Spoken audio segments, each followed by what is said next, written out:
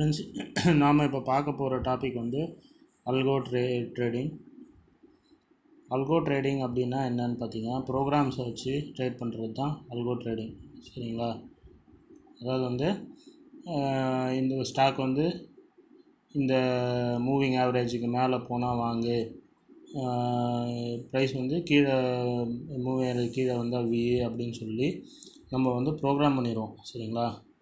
Program பண்ணி entry exit ரூல்ஸை வந்து அந்த ப்ரோக்ராமில் நம்ம டிஃபைன் பண்ணுவோம். நம்மளோட லாஜிக் என்னவோ அதைப்படி டிஃபைன் பண்ணுறோன்னா ப்ரோக்ராம் என்ன பண்ணணும், ஆட்டோமேட்டிக்காக ப்ரைஸ் வந்து இந்த மாதிரி மூவிங் ஆவரேஜ் மேலே போகும்போதோ கீழே போகும்போதோ நம்ம என்ன வந்து ரூல்ஸ் டிஃபைன் பண்ணியிருக்கோமோ அதுபடி ப்ரோக்ராம் வந்து ஆட்டோமேட்டிக்காக எக்ஸிக்யூட் பண்ணும்.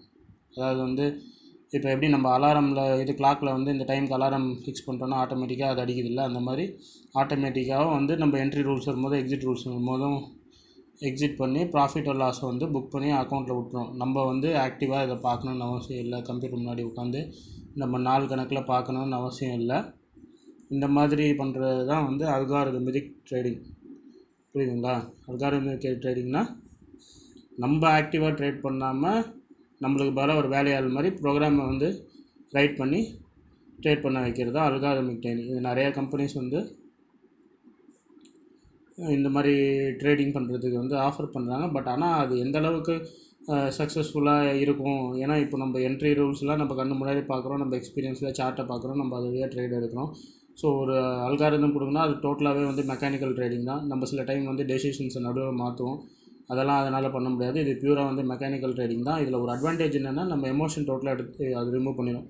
நம்ம இண்டிவிஜுவலாக ட்ரேட் பண்ணும்போது நம்மளுக்கு நிறையா எமோஷன்ஸ் இருக்கும், க்ரீடு, ஃபியர் இதெல்லாம் இருக்கும். அதெல்லாம் மிஷினுக்கு ஒன்றும் தெரியாது. அது வந்து இங்கே என்ட்ரினா இங்கே என்ட்ரி, இந்த எக்ஸிட்னா இங்கே எக்ஸிட்டு. மற்றபடி லாஜிக்கலாக நம்மள மாதிரி யோசித்து அந்த சுச்சுவேஷனுக்கு தகுந்த மாதிரி அந்த மாதிரிலாம் வந்து இதனால் எக்ஸிக்யூட் பண்ண முடியாது. நம்ம என்ன ரூல்ஸ் டிஃபைன் பண்ணியிருக்கோமோ அதுபடி பண்ணுமே தவிர அப்பப்போ சூழ்நிலைக்கு தகுந்த மாதிரி மாற்றுறதுன்றது வந்து அல்காரிதம் ட்ரேடிங்கில் பண்ண முடியாது. நம்ம ஹியூமன்ஸுக்கு தான் அந்த கேப்பபிலிட்டி இருக்குது.